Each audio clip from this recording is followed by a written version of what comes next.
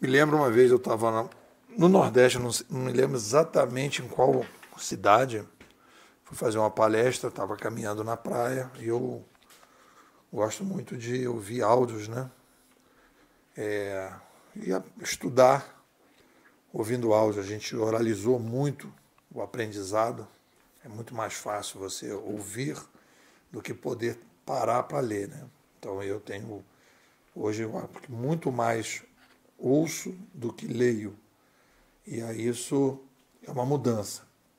E nesse áudio tinha um comentário de um cidadão que tinha ido para a Europa fazer um curso, mestrado, doutorado, não lembro, e ele se deparou e era um curso inicial, né, que ele ia começar a estudar, fazer pesquisa, e ele se deparou lá com um prêmio Nobel, e o prêmio Nobel queria que ele fizesse um trabalho, e ele não conseguia criar uma metodologia de trabalho e tal, e aí ele comentando com ele, disse que tinha um aquário em casa. Aí o cara colocou, olha, você vai fazer o seguinte, você vai procurar um padrão dos peixes do seu aquário.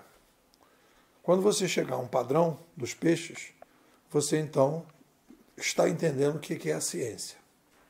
E o cara ficou lá, tentando achar o padrão dos peixes, até que ele, um dia acendeu a luz, os peixes ficaram todos numa determinada posição. Aí quando ele apagou a luz, os peixes voltaram ao normal. E aí ele foi testando e aí ele escreveu uma página só, falando, né, desse padrão dos peixes, na luz, sem luz, os peixes se alinhavam olhando para a luz. E aí ele escreveu e o cara deu 10 para ele, porque era exatamente isso, né? Então, quando eu comecei essa história do digital, eu comecei justamente procurando os padrões.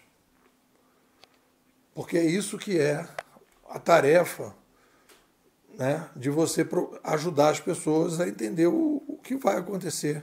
Quando você tem um padrão, você faz uma equação e nessa equação você faz o prognóstico.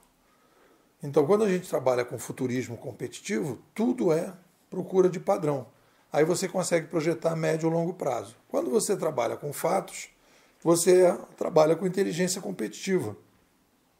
Porque você só consegue analisar o que está acontecendo agora e o que vai acontecer no curto prazo. Esse artigo que eu estou escrevendo sobre negócio 2.0, que eu já tinha chamado de consumo 2.0, foi um dos artigos que mais me deu trabalho, né? Porque a gente aqui está falando de negócios e a gente está falando de tendências. Então, o primeiro padrão que a gente percebe é a sociedade humana, quando aumenta a população, precisa fazer uma revolução de mídia. Olha os peixes ali. Quando você acende a luz, a sociedade humana precisa, conforme vai aumentando a população, e nós aumentamos de 1 para 8 em 220 anos, ela precisa dar um upgrade disruptivo, inicialmente nas mídias. A mídia é o pilar do edifício da sociedade. E aí, quando você modifica a mídia, você faz, né, uma mudança significativa em tudo na sociedade.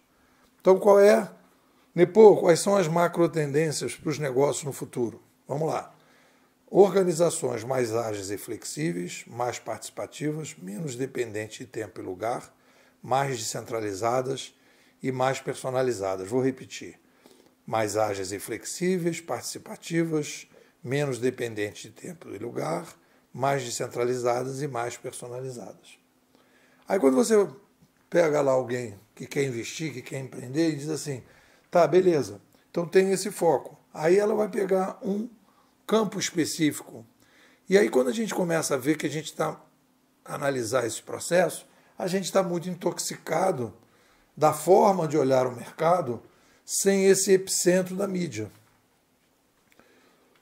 E quando a gente vai pensar no epicentro da mídia, a pessoa, ontem conversando com uma pessoa, já a primeira coisa que você fala é produto e serviço. Eu criei aqui a ideia que, em vez de chamar de produto e serviço, eu chamo de item de consumo, para evitar intoxicação. Então, Um curso é um item de consumo, o arroz, 1 quilo de arroz é um item de consumo, um carro é um item de consumo, porque aí eu tiro aquela coisa. Porque aí quando você fala item de consumo, e aí a gente pensa em digitalização, uma coisa é quando eu faço um curso, gravo um curso e deixo ele totalmente online, ele é um item de consumo intangível, ele não tem materialidade. Então, é um produto vertical que você vende aquilo e ele está totalmente digitalizado. Então, é uma análise específica, quando eu vou falar sobre isso, na digitalização. Quando eu falo de um item de consumo tangível, por exemplo, você não consegue acessar 100% um Uber, porque não é para isso que ele serve. Ele vai te levar de um lugar para o outro. Então, ele é um item de consumo que tem uma tangibilidade. Então é diferente eu falar serviços. Ah, peraí, serviços. Uma coisa é um curso online, 100% acessível pelo computador, e a outra coisa é o Uber. Então eu não posso falar que é o mesmo serviço. E aí você vai para itens de consumo em que você vai separar o item de consumo que você vai usar e vai descartar, como é o caso de um carro, de um Uber, ou de um aluguel de um apartamento no Airbnb, né? Ou um restaurante, de uma coisa que você vai comprar e levar para casa. Aí é um item de consumo tangível, mas que você leva para casa. E aí você começa a ter uma possibilidade de analisar, por exemplo, antigamente, no meu tempo de criança, você comprava um patinete. Hoje os patinetes estão disponíveis. Então é um item de consumo que era tangível e que as pessoas levavam para casa, e hoje passou a ser um item de consumo compartilhado. E aí você vai fazer uma análise para poder fazer como é que vai ser a digitalização disso. E a outra coisa é uma separação entre itens de consumo verticais e horizontais. O vertical é aquilo que você vende, que o consumidor está comprando, é aquilo que ele quer comprar. E depois tem os itens de consumo horizontais, aquilo que você precisa fazer em torno do item vertical. E isso pode ser digitalizado, né? A forma como você distribui, a forma como você se financia, a forma como você comercializa, a forma como você faz uma série de distribui, né? Então tudo isso está passível. Uma coisa que eu tenho afirmado é: as novas organizações que nós estamos criando serão muito diferentes das atuais. E quando a gente fala de digitalização, não é digitalizar o atual, é criar novas organizações. É isso. O que vocês dizem?